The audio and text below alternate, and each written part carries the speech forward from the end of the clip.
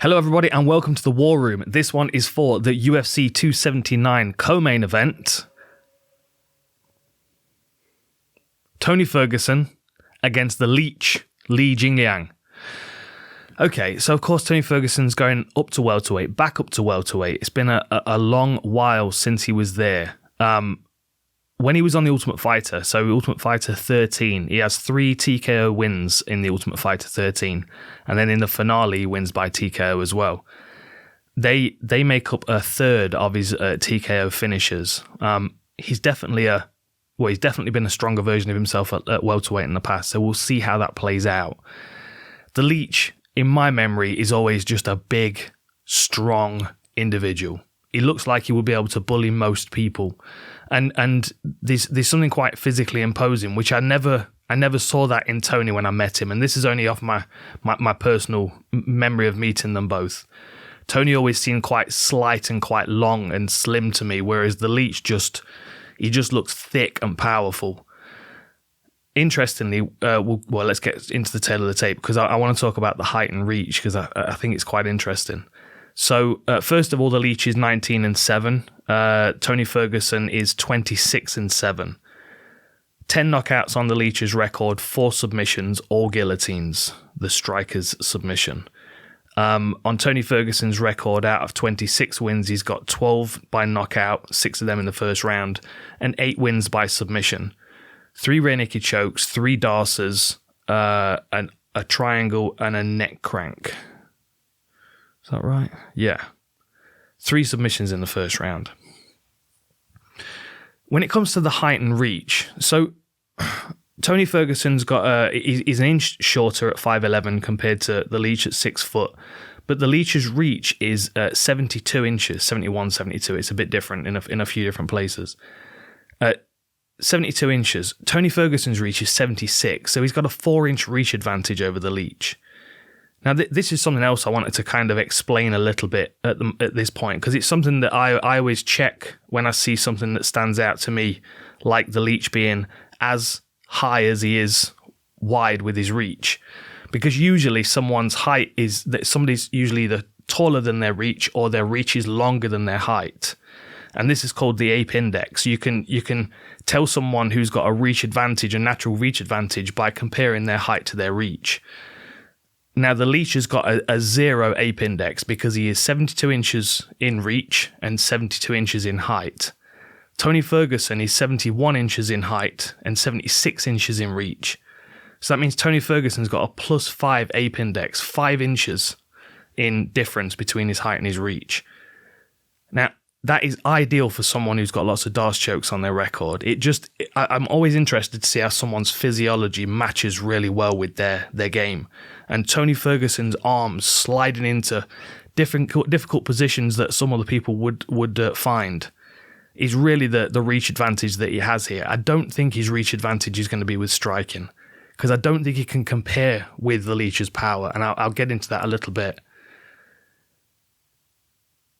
Tony Ferguson's best striking is always close range. His elbows are vicious. And the slicing, dicing elbows that we've seen against Edson Barbosa and Josh Thompson, that's transferable from one weight class to another. It doesn't matter whether you're a heavyweight or a strawweight. If you've got sharp elbows and you know how to land them and land them effectively, you can do a lot of damage. The Leech has got a big old head. He can take a big shot. There's more likely Tony Ferguson's going to break his hand on the Leech's head than anything else, to steal a term from Bob Mortimer, which is a UK-centric shout-out, so I apologise for those internationally. Although do Google Bob Mortimer, you'll have a lot of fun laughing at him. He's a sniper's dream. He's got one of those heads that you just can't miss, but he takes a shot so well, which is why I don't think Tony Ferguson is going to be smart in this fight to be wasting his firepower trying to knock him out with his hands. I think we've got to remember that Tony Ferguson's a wrestler. And I think that coming in here against the Leech, who's not got wonderful takedown defense, 60% takedown defense, he has been taken down. He is stubborn, and it does take a while to get him on the floor sometimes. But once he's on the floor, this is where Tony Ferguson can go to work. And because the Leech has got the strength advantage, I would expect, the moments where he's creating scrambles and he's trying to get back to his feet is where Tony Ferguson's darce chokes and rear naked chokes come into play. That's the smartest approach for Tony Ferguson. For the Leech, it's all about landing his right hand. I mean, it literally is the most consistent thing in his game. Aside from him being able to take a huge punch, he's also able to just... I mean, it's really accurate. It's so clean as well because there's no real wind-up. A lot of the rest of his game is quite... I mean, he wings his hooks and he's quite... It can be a little bit cumbersome when he moves. But the one part of his game which isn't is his right hand. He just pops it right on the chin of his opponent and they drop. Or, sometimes he'll hit him with the uppercut and you can see their legs go. I think that is the main thing that Tony Ferguson's got to watch out for. And if he can coax the Leech onto throwing that right hand, it's going to make his takedown a lot easier. Now, the other thing as well that people are going to think is, well, the Leech is, his height is the same as his reach. That doesn't seem to make a lot of sense. Like, you would think his arms would be longer, but the reason why Tony Ferguson's arms his reach is longer is because the width of his shoulders. Like, you've got to think like the Leech is got quite a narrow body and quite narrow shoulders. He's got long arms, which means they're going to be useful for punching. But Tony Ferguson's got that width across his shoulders as well, which makes him ideal for wrapping up and takedowns and dragging people in. It makes him very physically strong pulling because of the width of his shoulders. So that complements his reach as well. It all, to me, goes towards Tony Ferguson using his footwork, using his awkward movement, getting the takedown, and then working that neck of the Leech.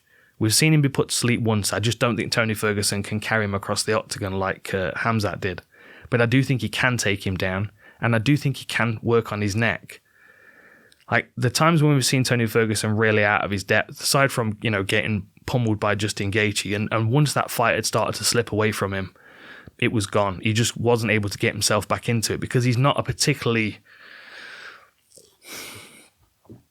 He's not very much of a planning fighter, Tony Ferguson. Like, he goes with what he sees in the moment, and you can see that kind of by the way he trains. I don't know whether that's changed recently with him changing his training, but he's very much a kind of a flow state, work with what's presented to me kind of fighter. So, and that's really useful in chaotic fights. But once that fight starts to slip away from you, because you don't have that ability to kind of pull yourself out and look at it with a different perspective, you can't then start to regroup and work your way back into the fight, and you just tend to tumble downhill. And I would expect that from this fight as well. I think if the Leech comes out in the first round and he bangs Tony Ferguson in the side of the head and Ferguson goes down and he's scrambling or he gets cut or, he looks vulnerable for a moment in the first round, I think then it will be that cascade of events until the Leech lands that right hand and probably puts Tony down again. Like, Tony had no TKO losses on his record until his last 4 fights, and all 4 of them have been losses and 2 of them have been TKOs. The Leech has definitely got power to do it. We might see a different version of Tony Ferguson at welterweight, but the one thing I will say, Tony Ferguson would have probably been better to move to welterweight a little bit sooner in his career. Like, he's not much younger than me. And you've got to think he's been cut into... Like, he was 156 at high school playing football. You know what I mean? Like, he's kept his weight the same for, 20, 30 years? Like, there is always a point in time when your body just naturally grows. And I think because Tony's kept a lid on that, up until this point, he might not get that benefit to really grow into welterweight. But we'll see. We'll see. I think he's got the skills, the slickness to be able to. It's going to be a fun fight. What haven't I talked about? Strikes landed per minute slightly higher for Tony Ferguson. Oh, that's what I was going to talk to you about. Knockdown ratio. Okay. Strikes landed per minute slightly higher for Tony Ferguson, but that's much of a muchness. It doesn't really matter when it comes to the strikes, because I'll explain in a second. Strike accuracy again slightly leans towards Tony Ferguson. Striking defense is equal, but it's not equal when the Leech has got the punching power that he has. Takedown average is actually higher for the Leech because you think Tony Ferguson a lot of the time is attacking the neck when people are level changing in on him, in scramble situations. This is why I think him initiating a takedown might be a good approach for this one. It might catch the Leech by surprise. Okay. Takedown accuracy slightly higher for Tony Ferguson. Takedown defense slightly higher for Tony Ferguson. Takedown submission average, again, Tony Ferguson. Okay. I've started playing about with a new little stat that's been an interesting thing for me to compare two fighters, because oftentimes I'll look at two guys and I'll say, well, he's got the power advantage, and I don't always have a reason to back it up. I just look at someone, the way that they move, the mechanics of their body, the connection in their technique is often what tells me how much power somebody's got. And you know, you can see it as well. There's an instinct to it. We can watch and we can go, that was a hard punch. But in times when you're looking at someone's entire career, like with Tony Ferguson, yes, he's got 12 knockouts of 26 wins on his record, and the Leech has got 10 out of 19. But for me, the Leech is considerably more dangerous with his hands. Now, as I looked into this, the stat starts to back it up. So the Leech is tied first for knockdowns among active welterweights with 10. He's tied with Matt Brown, Kamaru Usman, Wonderboy, and Vicente Luque. And then something that Jamie and I were just talking about before we started recording, I would say half of Wonderboy's knockdowns are from kicks. I would say some of Matt Brown's knockdowns are from elbows.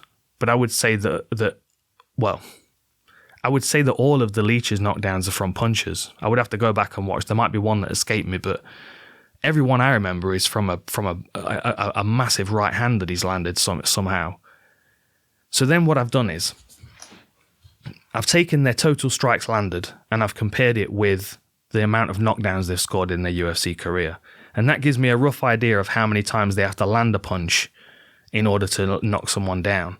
And I got into this when I was looking at the Nate Diaz Chimaev fight, which when you watch that episode of The War Room, you'll see I've done the same thing with that. But I want to explain it to you a bit here for the sake of it making sense to you. So, Tony Ferguson is 8th for total strikes landed in the lightweight division. He's landed, and let's see if my new notepad situation works, he's landed 1,252 total strikes in his career. He's also scored 6 knockdowns. I hope that's making sense to you right now. It's a bit like Countdown, isn't it? Okay. Something else that's interesting is that 88% of his total strikes are significant, and he's also ranked 3rd on the significant strikes ranking. But that's something else. So, 1,252 strikes and 6 knockdowns, which makes it 208.6 strikes per knockdown. So about 210 strikes he's landing per knockdown he's scoring. Now if we compare this with the Leech has scored 803. Hang on a minute, let me do this in a different colour so it makes more sense. Let's just suppose he's blue corn, I don't actually know. 803 for 10 knockdowns. So the Leech's knockdown ratio is 80.3. So now you can start to see the power difference. Now the Leech is also tied first for knockdowns, but he's not on any of the active welterweight lists for total strikes or significant strikes. 90.5% of his total strikes are significant. He's an incredibly powerful puncher. 80.3 is the best stat I've seen since I've worked this out. And if I look at those two together, I'm thinking to myself, look, it leans more towards Tony Ferguson, wrestle, work his neck, try and get a hold of his head, because you can either break your hand on it or you can get a hold of it and try and work his neck. That's what I would do if I'm Tony Ferguson. If I'm the Leech, I think it's simple. You keep it on the feet, you walk Tony Ferguson down, you take as much space away from him as possible, and then you find that right hand. What else shall I talk about? Shall I show you my why not? We'll just roll into it, shall we, Jamie? Might as well while it's here. Look at this. A pre-made octagon. Tony Ferguson is a bit chaotic. This is a bit of bonus material for you. So Tony Ferguson is a bit chaotic with his movement, right? So Tony Ferguson will come out and he'll be moving all around this space here, and he's going to be dancing and he's going to be trying to pick the Leech off from the outside until he commits to something. What the Leech needs to do is he needs to work his way into the centre and then start pushing Tony Ferguson up against the fence so he has him trapped. Now, this is easier said than done, and this is where Tony Ferguson's spinning elbows come into play. Because if I'm the Leech and I'm starting here and I'm pushing across the octagon, Tony Ferguson is in the opposite corner here. If me as the leech in red, if I can keep him in this space here, that means I have control of all of this space. So then that limits Tony Ferguson's chaos. It's like putting a helmet on a hand grenade. Like you can control that to an extent, and you know there's going to be a bit of damage at close range, but you can save people at a distance. Like you want to take that space away from Tony Ferguson.